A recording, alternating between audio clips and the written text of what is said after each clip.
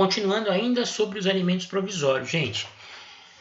Bom, eu terminei o vídeo anterior dizendo que a sentença de improcedência opera automaticamente a revogação dos alimentos provisórios. Isso porque a apelação por ventura contra ela interposta vai ser recebida apenas no efeito devolutivo, sem efeito suspensivo. Bem, agora imagine a seguinte situação. No início da ação, o juiz, uma ação entre ex-cônjuges, a esposa pedindo alimentos para o ex-marido, com quem ela ficou casada durante 20 anos. Imagine a situação. O juiz defere inicialmente alimentos provisórios. 3 salários mínimos, vamos imaginar. O réu é citado. Nós vamos ver, comparece à audiência de conciliação e julgamento. Essa audiência demora um pouco a acontecer. A sentença é proferida, 8 meses depois do ajuizamento. E esse cidadão, esse réu, depois de ter contra si fixados alimentos provisórios, não cumpre qualquer prestação. Ele não paga os alimentos provisórios que são fixados inicialmente pelo juiz. Ele não tem emprego com carteira assinada, fica estabelecido na decisão que ele deve depositar na conta da ex-esposa mensalmente aqueles 3 salários mínimos fixados. Ele não faz os depósitos e torna-se inadimplente. Como é que fica a situação no caso de posterior reconhecimento de improcedência? Esse sujeito, mesmo ficando inadimplente ao longo do processo, não poderá ser obrigado por aquela pessoa, pela ex-cônjuge que teve inicialmente o direito reconhecido, os alimentos provisórios fixados em seu favor, a arcar com aquela quantia acumulada de alimentos provisórios até o momento em que houve a revogação? Ou esse cidadão que não cumpriu a ordem judicial de pagamento dos alimentos provisórios, em função da improcedência decretada ao final, fica livre de pagar qualquer quantia para a ex-mulher. Questão delicada essa, né? Entende, a maioria da jurisprudência e da doutrina entende que, mesmo no caso de improcedência posterior, o alimentante, réu da ação de alimentos, não pode utilizar essa sentença de improcedência para fim de se eximir do pagamento dos alimentos provisórios que foram fixados em seu desfavor no início da lide. O argumento utilizado para se defender essa tese é o seguinte: olha, se nós reconhecemos que a improcedência decretada ao final vai eximir o alimentante, o réu da ação, de ter que arcar com os provisórios, nós estaríamos criando uma espécie de estímulo a ele descumprir a decisão tomada a título de tutela de urgência. Nós estaríamos, de alguma forma, premiando a má-fé daquele que descumpriu uma ordem judicial. Interessante o argumento. Por outro lado, há uma minoria que sustenta a seguinte tese: olha, os alimentos provisórios, eles são fixados com base em sede de cognição sumária, com base na plausibilidade das alegações, né, no risco de dano irreparável, de difícil reparação. Se ao final do processo o juiz, depois de analisar amplamente as provas, depois de cotejar os elementos trazidos pelo autor e pelo réu, entende que o réu não tem a obrigação de pagar alimentos, não seria justo que ele tivesse que arcar com aqueles alimentos fixados liminarmente. Também me parece um excelente argumento. Eu até particularmente me inclino a aceitar esse segundo argumento como o melhor, embora minoritário. Isso porque, a meu ver, aquele que, mesmo diante do provimento início litis, do provimento liminar, escolhe não adimplir aquilo que o juiz determinou, porque tem certeza de que vai conseguir demonstrar ao final de que ele não deve alimentos, ser obrigado a pagar algo que afinal não foi reconhecido como devido, me parece um tanto injusto, né? Lembrando que é uma escolha do réu cumprir ou não cumprir os alimentos provisórios. Vamos imaginar que ele ache que no final vai ter o pedido julgado a seu favor, que a pretensão da autora vai ser declarada improcedente. Isso não acontece. O juiz que fixou os alimentos provisórios, no final, reconhece que ela realmente tinha direito a alimentos e estabelece lá o valor definitivo. O réu está assumindo um risco.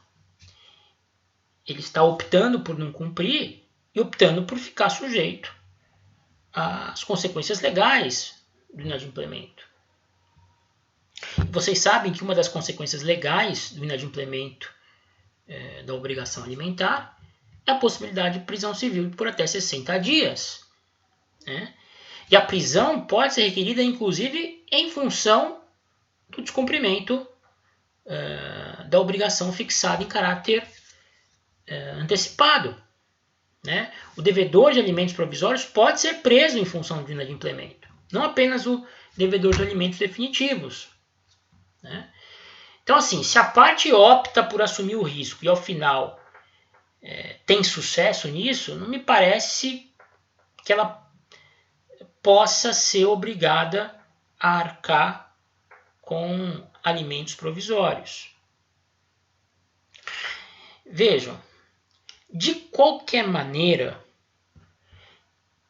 ainda que se entenda, como a maioria, que a improcedência dos alimentos, do pedido de alimentos não impede o autor da ação, ou a autora da ação, em favor de quem eles foram fixados, de ajuizar a execução desses provisórios, ainda que você adote essa linha, né, que prestigia a boa-fé e apena a má-fé do devedor, que optou por descumprir uma ordem judicial, confiante de que ao final teria a ação julgada a seu favor, não se pode admitir nesse caso a prisão civil do devedor de alimentos provisórios. Né? Vejam, o sujeito que ao final teve reconhecido pelo juiz o fato de não ser devedor de alimentos, não pode ir para a prisão porque descumpriu uma decisão liminar que ao final do processo foi revista. Então, ainda que se entenda por aquela primeira tese, que diz que a improcedência da ação não pode surtir efeitos retroativos e que o réu, mesmo saindo vencedor na ação, tem que arcar necessariamente com os alimentos provisórios que foram fixados, mesmo quem entende dessa forma, não pode admitir que esse réu, que ao final saiu vencedor da ação, possa ser preso pela dívida de alimentos provisórios que no final das contas não foi confirmada pela sentença. Me parece que seria uma tremenda injustiça. Outra coisa interessante também em relação à modificação dos alimentos provisórios pela sentença. Às vezes, os alimentos provisórios são fixados no início do processo num valor que, ao final, acaba sendo reduzido. Então, à luz dos elementos inicialmente colocados nos autos, numa ação movida por filho menor de idade representado pela mãe contra o pai, o juiz fixa lá, como alimentos provisórios, 2 salários mínimos. Mas no final, a sentença proferida condena o réu ao pagamento de 1 salário mínimo mensal a título de alimentos.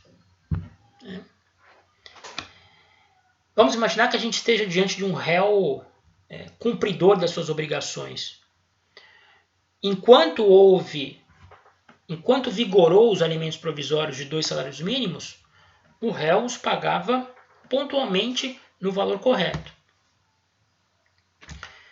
Ao final, quando houve a sentença definitiva e a redução dos alimentos provisórios para 1 salário mínimo, esse réu, no entender da melhor doutrina e da jurisprudência, não pode, aliás, aí não é nem o entender da melhor doutrina e jurisprudência, no entender da doutrina e da jurisprudência, não pode ingressar com ação contra o autor para ver restituídos aqueles valores pagos a mais a título de alimentos provisórios. Então, imaginem, o pai que foi condenado a pagar 1 salário mínimo de alimentos definitivos, mas que chegou a pagar durante 6 meses alimentos no montante equivalente a 2 salários mínimos, não pode ingressar com uma ação para reaver o excesso que pagou a título de provisórios. Isso porque os alimentos são irrepetíveis, né? Os alimentos, uma vez pagos, não podem ser restituídos, ainda que pagos a maior. Tá? Isso se dá pelo próprio caráter da verba, que é um caráter que tem caráter de subsistência para o devedor, para o credor, para o alimentando. Para terminar, é muito comum em ações de alimentos o juiz fixar um valor no início, vamos imaginar, como eu disse há pouco, 2 salários mínimos, e depois as partes, no curso do processo, transigirem e chegarem a um valor, a um montante inferior àquele designado inicialmente. Quando houver esse tipo de composição, que é muito comum nas varas de família, aliás, as ações de família são, na sua grande maioria, e devem ser sempre, resolvidas através da mediação, da conciliação, do consenso. É interessante vocês, como advogados, que exijam a inserção de uma cláusula no termo, né, isentando o cliente de vocês, se vocês evidentemente estiverem representando o alimentante, do pagamento dos alimentos provisórios naquele valor maior inicialmente fixado. Né? Tentem inserir no acordo uma cláusula nesse sentido, de que os alimentos provisórios são revistos e passam a ter o mesmo valor dos definitivos. Ou que a parte, o alimentando, abra mão dos alimentos provisórios e que só passe a incidir os alimentos definitivos.